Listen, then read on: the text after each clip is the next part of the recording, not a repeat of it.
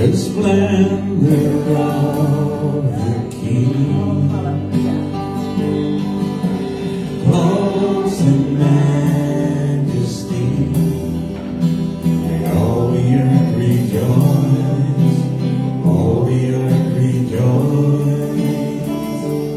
He wrapped himself in light, in darkness tries to hide, and tremble at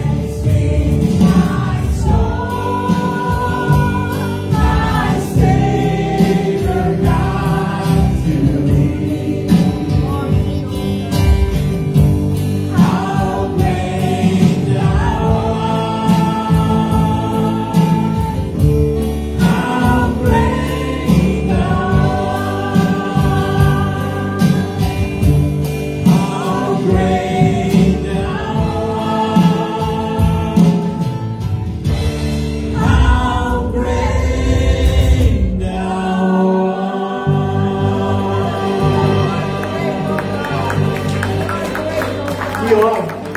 There is none like you. There is none so great as you, Lord. And that's our proclamation this afternoon, God, that you are. And forever, God, you are great. We honor you in this place. In Jesus' name. Amen and amen. Good afternoon, guys. We may all be seated in the Lord's presence this afternoon.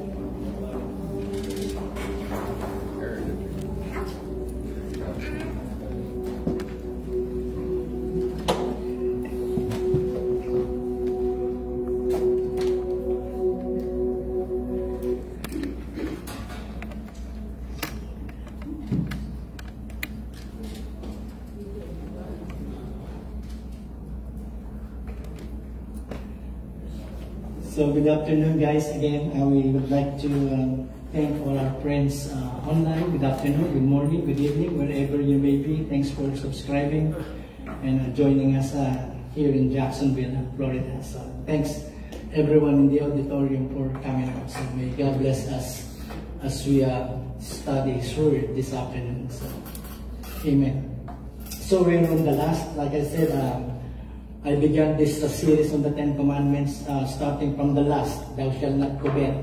And now we are on the 9th, you shall not bear false witness. You find that in Exodus chapter 20, verse 16. This book, The Day America Told the Truth, the author gave these studies or statistics or numbers according to their research. There are two of them, James Patterson and Peter Kim. And this is what they found. Okay, it says there, 91% of those surveyed lied routinely. No? Normal lang na nagsisinungaling. About matters they consider trivial, maliit lang. And 36% lie about important matters. 86% lie regularly to parents. 75% to friends. 73% to siblings. And 69%, I highlighted it in red. 69% lie to their spouses.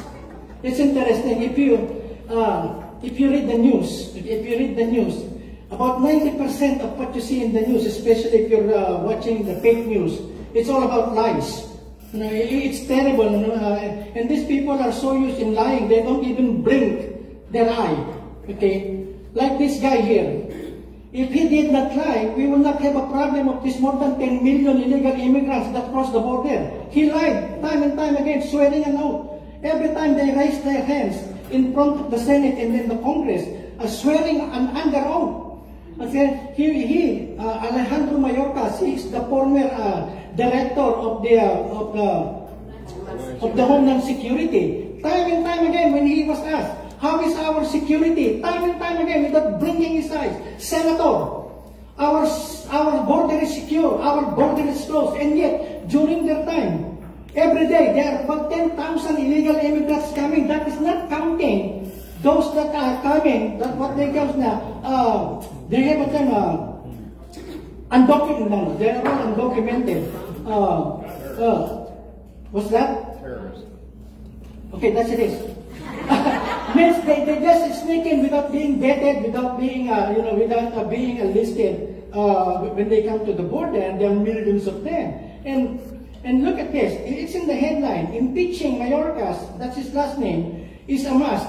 He violated his oath and committed high crimes and misdemeanors. Okay, they're still in the process. And then not only that, when you watch the fake news, these two guys, okay, when they were asked about the condition of Joe Biden, how about his health, how about his cognitive problem, look at what he said. That guy when I put the arrow, his name is Morning Joe.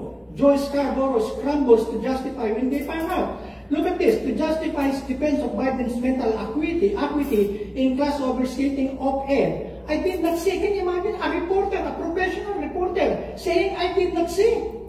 Okay? Oh, I did not see. We all saw this. We all saw this. He does not even know which side of the states he will come in and when he will go out. Okay? You don't have to be highly educated to see that, and yet they lie. Okay? Another one is this, professional. She is the former Press Secretary Karine Jean-Pierre. When she was asked by reporters, how the Press Secretary admits he admits false information about 19 neurology visit, I mean, backslap, but time and time again, when she was asked, how is the health of the president, she will put it in her binder and she says, I've never seen so healthy president as this guy here. I cannot keep up with him. Can you imagine? He had to die, and now she changed. Her party, she's no longer a Democrat, she's an independent. In fact, she wrote a book that she is selling about a lot of bad things that happened in the White House. But during her time, I'm not a newscaster, okay? I'm just telling you this. And look at this. It's no amount of what? Media lies can hide his failure. We know that. Okay, I can go on and on, but stop there. Let's read our text. Let's read okay. Teka muna, nauutuloy ako.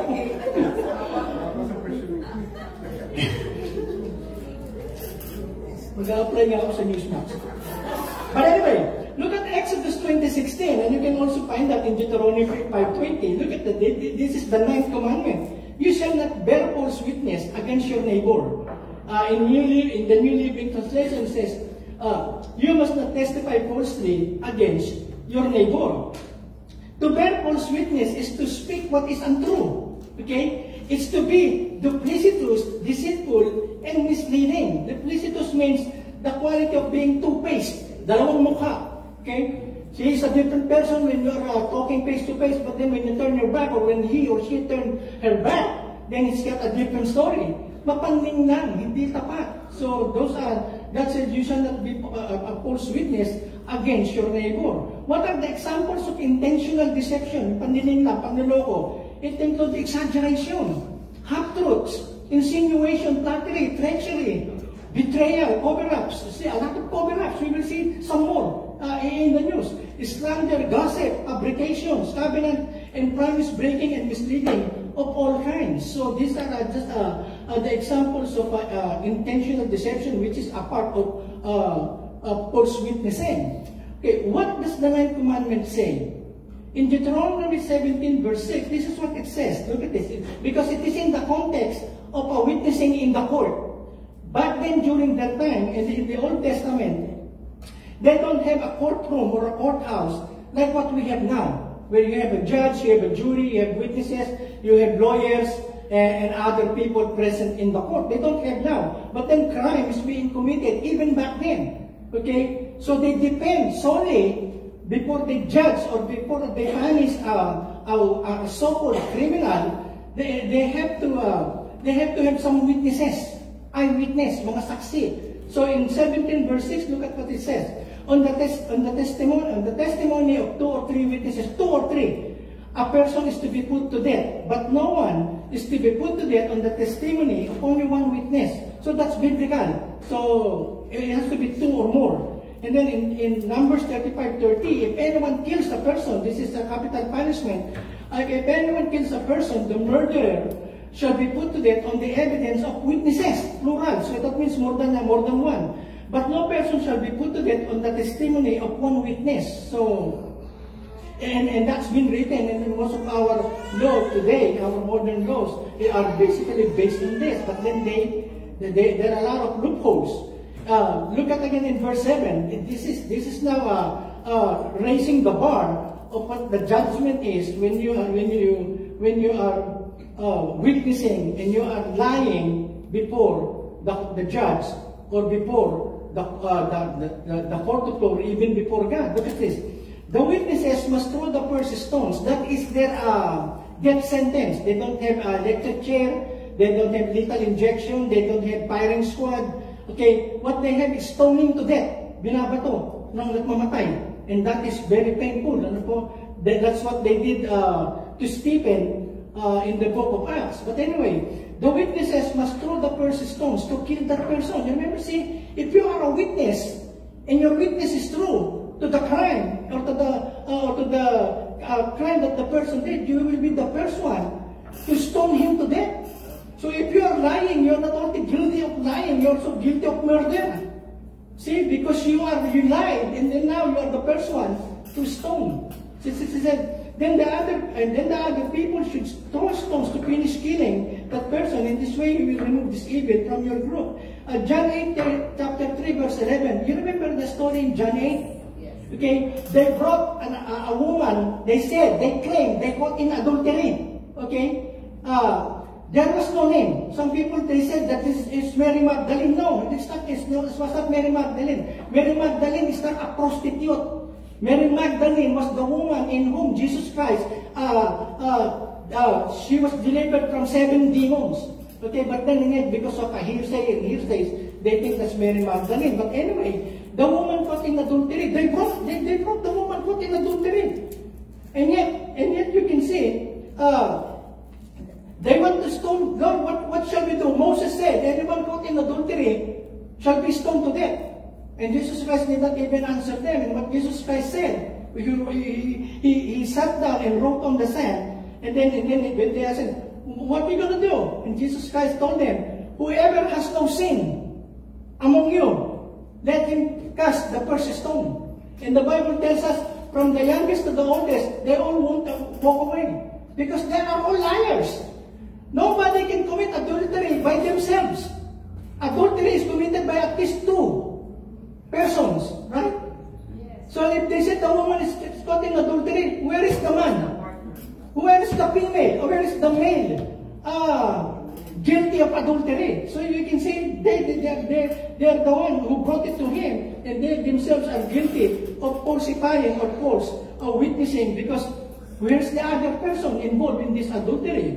So it says the witness must throw the first stone. That's the word of God. And then what is a lie? Ano yung kasinungalingan? What is a lie? A lie is a word or act. So it's not only a verbal. A lie is a word or act that intentionally deceives a neighbor in order to hurt him or to hurt her. That's a lie. Okay? And look at what Mark Twain said. He's not even a believer. If you tell the truth, you don't have to remember anything. Digest it a little bit. Yes. If you're telling the truth, you don't need to remember anything. On the other hand, if you are lying, you better have a good memory. Because when you lie 10 years ago, your story must be the same after 10 or 15 years. Okay? So there's a lot of truth in what Mark Twain said. If you're telling the truth, you don't have to remember. And then, lying is for hiding. Lying is to manipulate. Lying is to make yourself look better than you are or gain some kind of benefit. Is lying a sin? Kasalanan ba yung pagsisinungaling? Absolutely. Look at this. There are 6 things the Lord hates. 7 that are detestable or abominable to Him. Haughty eyes, mayabang. Arrogant, haughty eyes. A lying tongue, sinungaling. Hands that shed innocent blood, a murderer. A heart that devises wicked schemes. Okay? Feet that are quick to rush into evil. And then 19, a false witness. God hates it. A false witness who pours out lies, and a person who stirs up conflict in the community. So, God hates lying. Okay, there was one time, a woman was about to be sentenced in court. Okay, he was about to be sentenced by the judge. And the judge asked the woman, he robbed a store, a grocery store. Okay, and he robbed a can of peaches. So the judge asked the woman who is in front of the judge about to be sentenced, how many pieces of peaches were there in the can? Your Honor, there are 6 pieces of peaches in the can. So the judge said, okay, because there are 6 pieces of peaches in the can, I will sentence you 6 nights and 6 days in the jail. Because per the number of peaches that you stole that are in the can. So when the judge was about to hammer, get that given, to finalize the sentence, the husband came rushing in. Wait, Your Honor, wait. She also stole a can of sweet peas.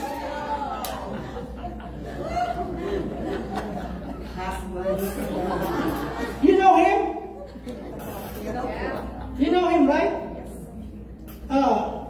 He became a human. And then the parents said, if you will tell a lie, and if you will do good things, then you will become a human being. But he noticed, okay, every time that he lies, his nose gets longer.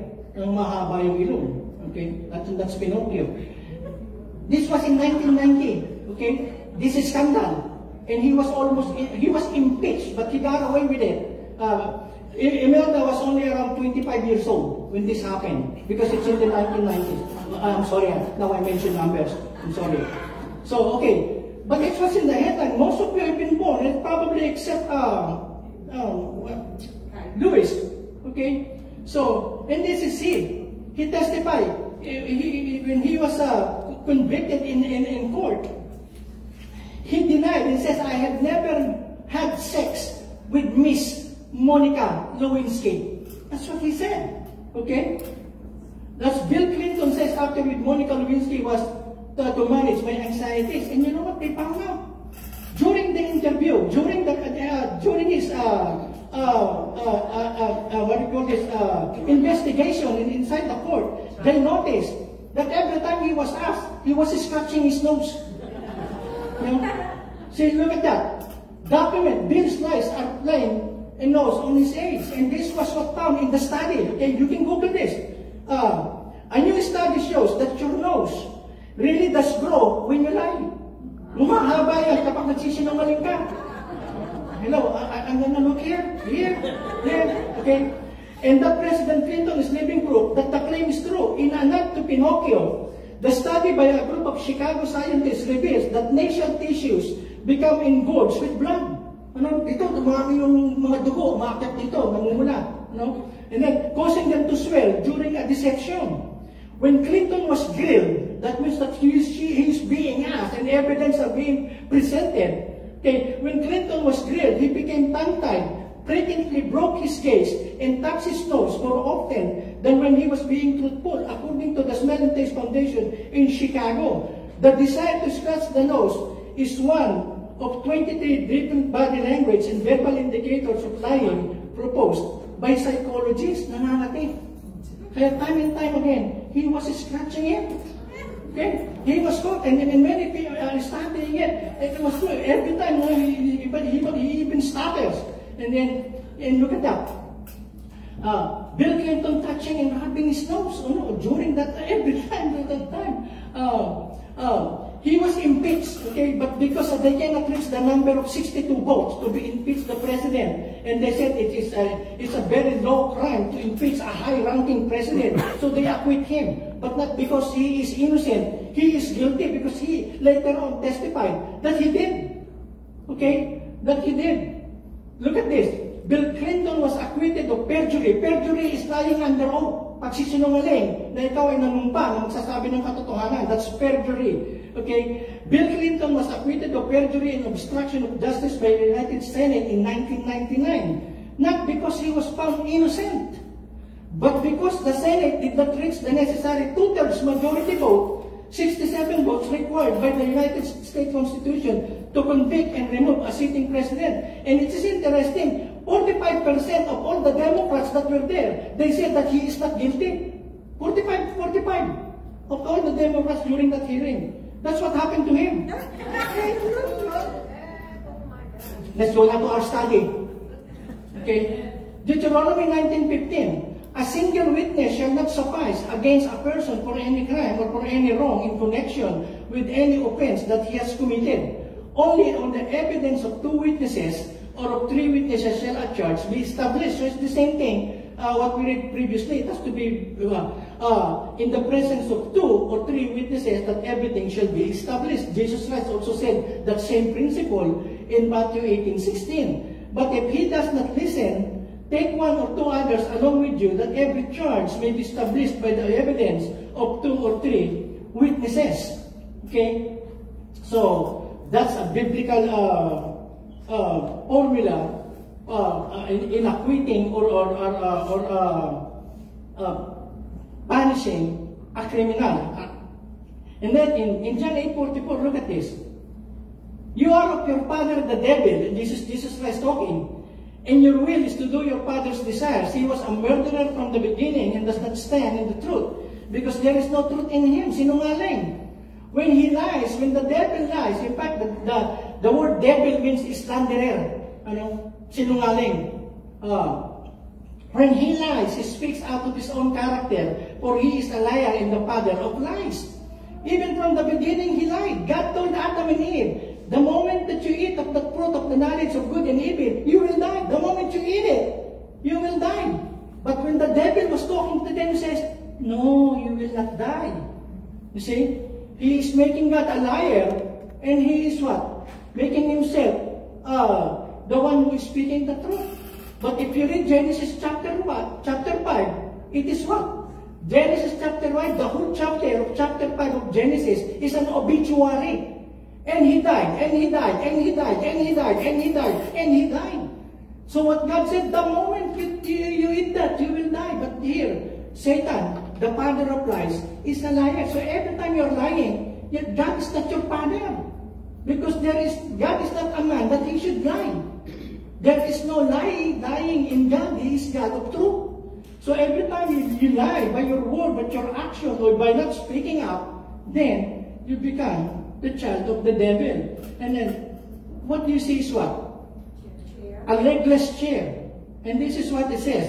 A lie has no legs. It requires other lies to support it. Okay? That's why, lie upon lie upon lie upon lie. You have to cover a lie with another lie. Okay? That's why it requires other lies to support it. Tell one lie and you are forced to tell others to back it up. Okay? Stretching the truth won't make it last any longer. Those that think it's permissible to tell white lies soon grow colorblind. There is no such thing as gray lies and white lies. Lies are lies. The Bible does not categorize lying. Okay, lying is lying. See, when somebody is talking to you like that, we are not gossipers. Okay, so Romans 1:29, look at it. Gossip. Binanggit yun ni Alan. They are filled with every kind of sin, evil, greed, and hatred. They are full of jealousy, murder, fighting, lying, and thinking the worst things about each other. They gossip. So gossip is what? Gossip is lying about other people. There is no such thing as gossip is true. Okay? And look at in 1 Timothy. And that's why they're telling us, okay, this is to the Christians. Women! Isn't that interesting? Women, meron din chismosong lalaki. Women must likewise be worthy of respect, not malicious gossips, but self-controlled, totally trustworthy in all things. In Exodus 23, verse 1, look at this. You must not spread a false report. Do not join the wicked to be a malicious witness. In Tagalog, huwag kang magkakalat ng kasinungalingan. Huwag kang makikipagkayari o makikipagkasundo sama-sama na maging saksi kang sinungaling. Have no part whatsoever in lying. Okay? And then in Timothy 3:3, describing what the attitudes of many people in the end times. Look at this. Unloving, irreconcilable, malicious gossips, without self-control, brutal, haters of good. And in Titus 2:3, older women likewise are to be reverent in their behavior, not malicious gossips, nor enslaved to much wine, teaching what is good. So, we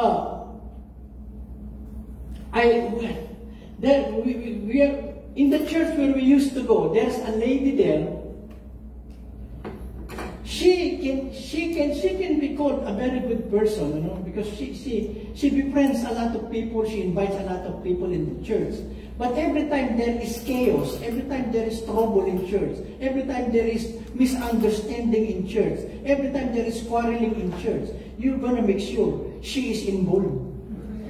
She is involved. She may not be physically present. She may be visiting her family in the Philippines. But you can say if something happened in the church in Jacksonville, you be sure she is involved. And one time I confronted her, not to embarrass her, but I just said that it's not good what you're doing. And you know what she told me? Pastor, I was born a gossip.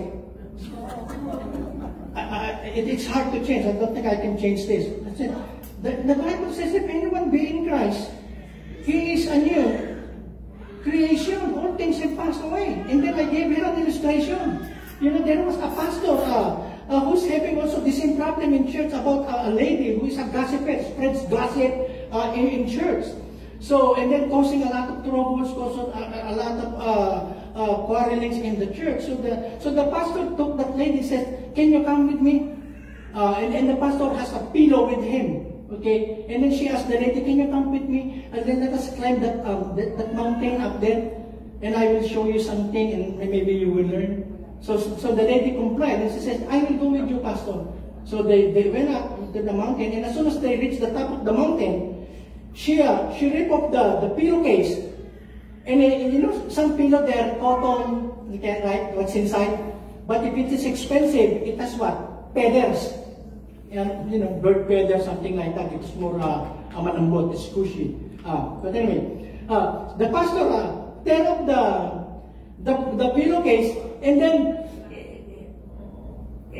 throw it in the air. And all the feathers were just blown by the wind on different directions. And now she told the woman, you see what's going on with those feathers? It's not being blown away.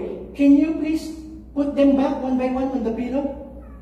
Pick them up one by one. All of those feathers that were blown away. And put them back in the pillow. And you know what the lady said? That's impossible, pastor. I cannot do that. I can just gather a few, but I cannot gather every feather and put them back in the pillowcase. That's what gossip does. You cannot put it back. Once you've spoken it, you know, sabi nga nila, meron daw tenga ang dingding. Nakakarinig. So, walls and ears.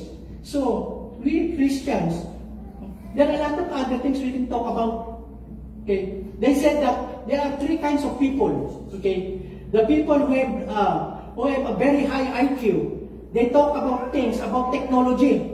You know, that's Bill Gates, Steve Jobs. Okay, they were not good in college, but because their IQ is high, they look at that. We have the Microsoft and we have Apple, Steve Jobs. Because people with high IQ, they talk about technology, they talk about things that will improve the way of life, the way people live. But people with middle average IQ, they talk about new things. What is the latest fashion? What is the new version of these apps or whatever apps that you can get in the phone? But people with very low IQ, they don't talk about technology. They don't talk about inventions. They talk about other people. See? Hello? Ulitin ko. Sa Tagalog, yung mga tao na walang pakatiting, walang I, walang Q, they talk about other people. Alam mo ba? What does it mean to be false witness? First is rumors. Second, perjury, flattery, insinuation, slander, not speaking up. I will just give you real quick. What is rumor? In Tagalog, rumor is what? Chismis. Usap-usapan, sabi-sabi, alingaw-ngaw. So, yun po yun. And then in Exodus, you must not spread a false report. Do not join the wicked to be a malicious witness. In Tagalog, huwag kang magkakalat. I already read it, ng kasinungalingan. Huwag kang makikipagkayari sa masama na maging saksi ng sinungaling. So, this is what happens. Okay? And then, when you're on the phone, you know, how are you? Do you know? And then she will respond back. See? Totoo. It's true. And yet the nose is getting longer. That is what? That is rumors. And then the second one is, I mentioned this to you, and it happens, perjury. Okay? Lying under oath. You remember at court, whenever the witness or whoever, is it left or right? Right. I think it's right, right? Do you swear to tell the truth, the whole truth, and nothing but the truth? God will not help you because you will lie. Okay? So that's it. So when they lie under oath, that's perjury. Okay, that is punishable by, you know, imprisonment or, you know, it's supposed to be. But there are a lot of people getting away with it. Okay? Perjury is the voluntary violation of an oath or vow, either by swearing to what is untrue or by omission to do what has been promised under oath, or swearing. That's perjury. Sa Tagalog, ang intentional na akto ng huwad na panunumpa o pagpalsipikado ng isang pahayag na sabihin ang katotohanan. That's perjury. And then later you says, I have never been a witness in a court of law. But then if you are lying, if you are lying in the presence of God, that's like saying, God, I'm saying this.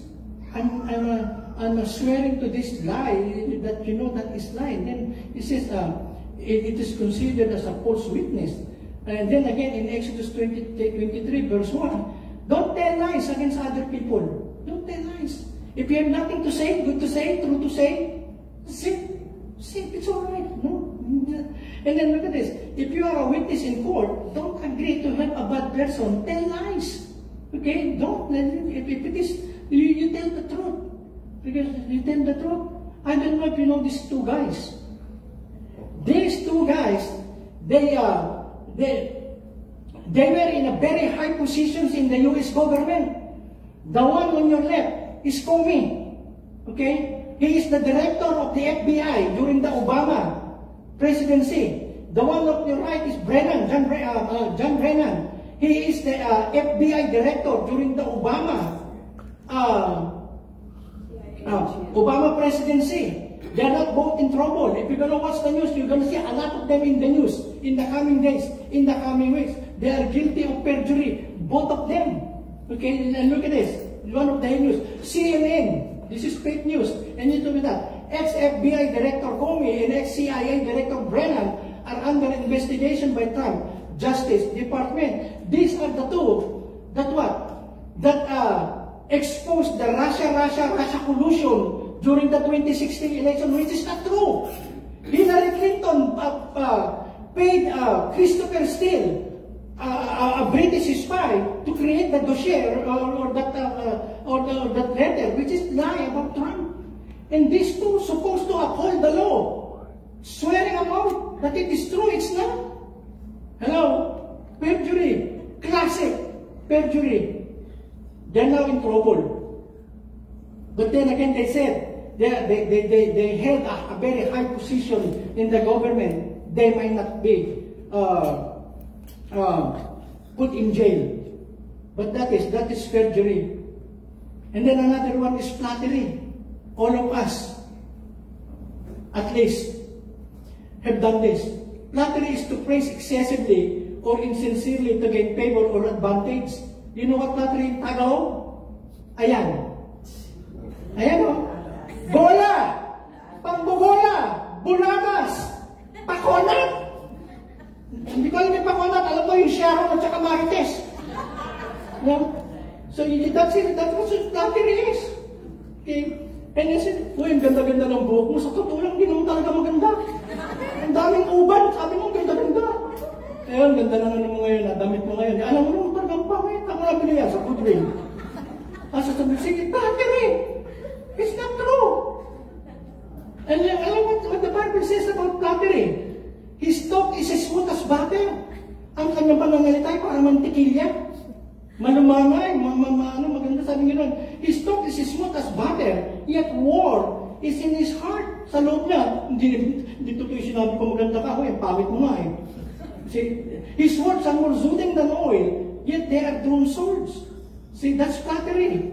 And then insinuations, another thing. Insinuations, you can bear false witness by insinuation, just by the tone of your voice. Okay? By the arching of the eyebrow. Alam niyo mga chismosa, palagi nakataas ang kilay. Alam niyo ba yun, parang McDonald's? Yung mga kilay nila.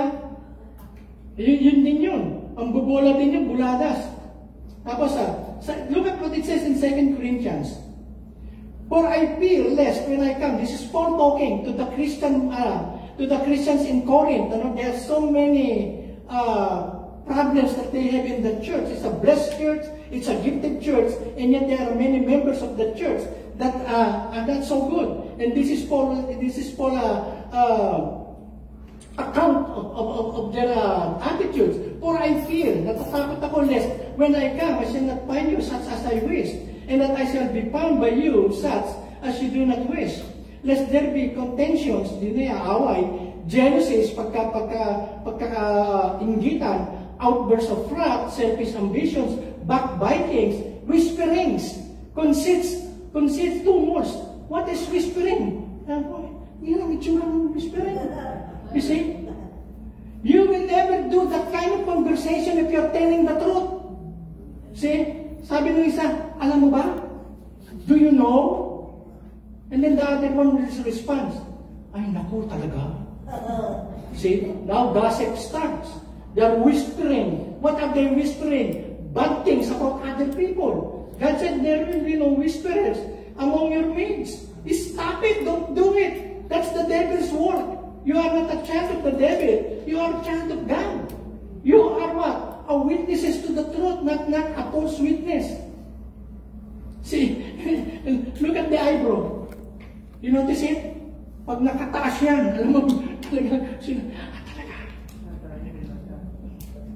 And some people, they just literally, they just enjoy doing that. Can you imagine that lady that I know, I'm telling you about? Pastor, pinanganak akong chismosa. I don't think so. Pero kung pinanganak na chismosa, hindi ka pa nakakapagsalita, 2 years old ka na eh. And then it was just later on in your life that you learn to talk. And the bad thing is, you're talking about other people. And then the other one is slander. Slander, hindi lang yung pagmamura. Ano po? Slander is malicious, false, or destructive speech about another person, naninira. Especially done in secret and aimed at harming reputation.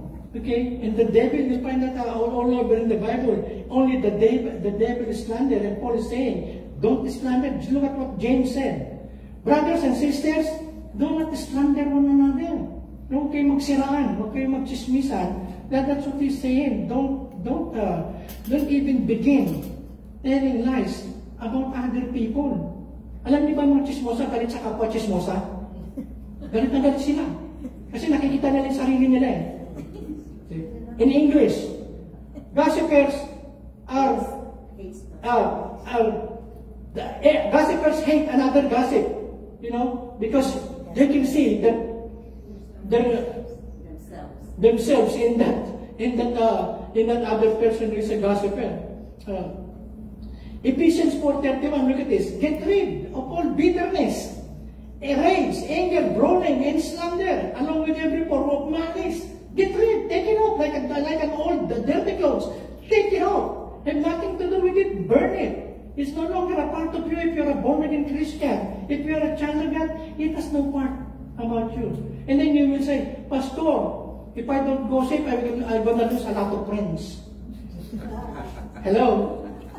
They're not going to invite me anymore in their clique, in their gathering, because now I don't want to gossip with them. So birds of the same feather, what? They flock together. They flock together, and look at another one. This is interesting. Sometimes not speaking up. Slander is malicious false, but that is not speaking up. And yet, yung ayaw magsalita. Okay? Look at in Leviticus 5:1. You know that is the truth. You know somebody is criticizing somebody and it's not the truth. And then you will say, you will tell yourself, I have nothing to do with that babblings or without a verbal one. I'm just going to keep my mouth shut. I didn't hear anything. I didn't see anything. I will not say anything. So you think if you know the truth and somebody is criticizing and it's the truth, then speak up. Not to quarrel the other person, but to what? For the truth to come out. It is the truth. When my church Pastor Eddie is not good looking. That's not true. Okay, that's not true. Don't listen to that. Speak up. No. Ask Bibinya. Look at this. If you are called to testify, again, this is in a court setting. If you are called to testify about something you have seen or that you know about, it is sinful. Look at that. It is sinful to refuse to testify, and you will be punished for your sin. Some people will say, what? It's none of my business. I have nothing to do with their quarrel. I have nothing to do with their criticism. I'm just going to shut my mouth.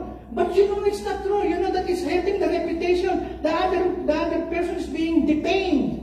They say something not to put fire on the quarrel, but to let them know it's not true. Stop it. Stop spreading around something that is not true on that person. You are hurting her or him and their family because of your bad words, because of your false witnessing, because of your malicious statements that you are making about that person. Wala akong pakialam. Wala akong pakialam. So there are a lot of people know. Now we are Christian. If it is true, then just no. Just say something is not true. You don't need to add a lot more sentences, but just tell that person it is not true. What you are saying about that other person, he or she is a brother or a sister in the Lord.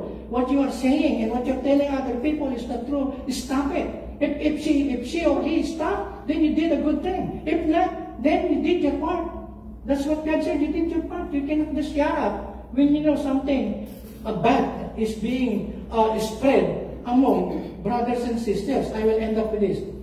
How to be a truthful person. Look at in Acts 1:8. In Psalms 26:4-5. And this is how it is. I do not spend time with liars or go along with hypocrites. I hate the gatherings of those who do evil, and I refuse to join in with the wicked. So, hindi ako sumasama sa mga taong sinungaling at mapagpanggap. Kinaiinisan ko mga pagsasama-sama ng mga sasamang tao at hindi ako nakikisama sa kanila. So if you know that your group of friends are just talking gossip, go home, go to Walmart, buy something. You don't be a part of that group that are gossipers. That's what he's saying. Do not spend time with liars. Do not spend time. I'm so sorry. If you're gonna treat me as your enemy, then so be it. But I'm not gonna say yes and not and oh, it's good what you're talking about. When I know in my mind and in my heart, I know that you are just telling bad things about other people. She says, don't spend time with liars. And then another thing, look at this. Don't be fooled. Huwag kayo magpalindang. Bad friends will ruin good habits. Bad company corrupts good manners. You see, birds of the same feather, they fly together. You see, nakakahawa yung Jesus, alam niyo ba? I know people, they are slow to talk, they will not talk unless you talk to them, but then they become involved with friends that are like this. And soon what? They begin to be contaminated. Because gossiping is contagious. No, sometimes it feels good, right? Kung kala kami magsasabi sa inyo na, yeah, Pastor! No, see? Because we like negative things. Do you know that? We are more lean to accept negative things, even though it is not true, than to accept positive things. Okay? I like this. They said that an airplane crash in India. You've heard about that? They say that it's not the airplane that has a problem. The main pilot, he turned off the fuel. He turned it off. He put it in off position, and that's not good because when it's taking off, it needs a lot of its power coming from the fuel, and he turned it off. So that's what happened. There is no more power on the plane, and it crashed few seconds after it took off, and it killed 260. Only one survived. And then you see, and then they said, wow, I don't want to fly. But yeah, it was last night. I think it was last night. I heard somebody talking, I'm afraid now to fly by airplane. Because there's a lot of news that it crashed in Turkey, it crashed in Afghanistan, it crashed there in India. I don't want, but you know what? It is more dangerous to drive in the streets of Jacksonville than to fly in an airplane. That's a fact, Jack. Okay? But look at this. People negative.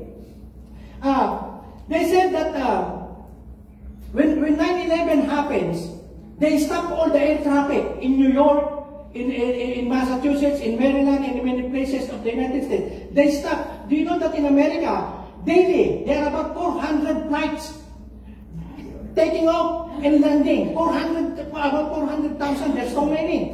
And they stop to that. Okay? But if there is one plane that crashed, it's on the headline. A plane crash, everyone is dead. It's on the headline. Why they don't put in the news headline, there are 400,000 flights that took off this morning and then arrived their destination safely. 399,000 flights safely landed. They will never put that in the news because it's good news. It's positive. But if one plane crashed among thousands, headline, everyone is dead. Only one survivor. You see, people like negative things. And even in church. You see, when it is a negative topic, what is that? Ano ba yun? Hello? Your name is Margaret, you're not Marites. Di ba kung yung Marites talaga na yun eh. Tawag sa atin lang. Okay, but kung sino man siya, don't be like her, okay? So, don't be fooled, bad friends. So when you stop it, it says, going back,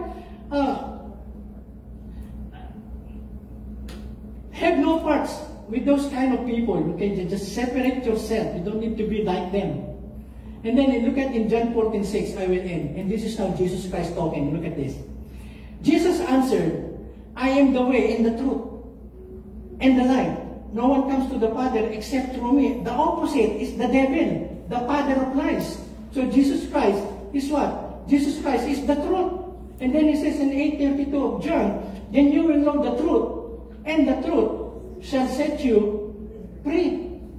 So, the only thing and the only power in this world, and I will end with this, is coming to Jesus. When your mind, when your brain, when your spirit, and when your heart is full of truth, then there is no place for gossip. There is no place for do not be a false witness against your neighbor. Because in the abundance of the heart, the mouth speaks. Okay? So whatever in the heart, if Jesus Christ is in your heart, then truth is in your heart. If it is the truth, then it will still come. Because the devil is a tempter. He will tempt you sometimes to lie. Okay? Like if somebody brought a food and then says, and then the one who brought the food said, hey, I cooked that. It's delicious, right? Yeah. Yeah. And you know, and concerning this, you know, it's not lying. It's what you call compromise. Not all compromises are lying. Okay? Like what Paul said, if I have a friend who only eats vegetable, let's say Ken is a vegan, okay? And every time you eat with him on the same table, and if he sees adobo, if he sees pork, if he sees beef, he doesn't feel comfortable because he is a vegan. So if I will sit with him and I have adobo, I have beef, I have ribs, I know that he will not feel very comfortable eating his vegetable because he doesn't like people eating meat. So for the sake of our friendship, I will eat all my meat in the table of red. Well, Reddish and Kuya Jim and Kuya Vic, they love pork. They love pork. Okay? And then after I'm done eating with them with my meat, then I'm gonna get a dessert and coffee. Then I will now sit down with Ken. See, you know why? Because our friendship is more than important than our food. I will not hurt him because what's something that I am free to do. I'm free to eat everything I want to do. But for the sake of our friendship, he will be offended. He will lose his appetite. I will not eat meat in front of him. Hello? Some of you are dinuguan. Give it to me. Give it to me. I will eat it somewhere else, not in front of people who are offended by dinuguan. Hello? You see, and sometimes it comes out our mouth. It comes out with our action and we are hurting one another when we should not be. But if you have the truth, if you have Jesus, and then we begin to think of the truth, speak of the truth, act the truth. And then we save ourselves a lot of confrontations, a lot of quarrelings, a lot of divisions in church, and even in family, in community, in workplaces, and you name it. You learned something this afternoon? Yes. So Lord, we thank you, God. We bless you, God. And I include myself. And I'm sorry, Lord. We repent, God. That many times, not only in our words, not only in our actions, but sometimes we don't speak up when we know that something is being spread that is wrong against our own brothers and sisters. God, please forgive us now, God, and give us the strength and the grace, God, to be what Jesus Christ says, God. Tell the truth, speak the truth. Because in God, there is no light, there is no darkness in God. So Lord, help us to live a life that will witness to people that we are really your children, a children of truth, a children of light. And we have no part whatsoever about lying. The devil, God, is the father of lies. And thank you, God, for the 9th commandment, Lord. We will not bear false witness, Lord, against anyone. We thank you, God, for your word. It gives us clarity. It gives us guidance. It gives us a blessing, Lord, to live a life that is free. Thank you, God, for your word. We bless you, God, in Jesus' name. Amen.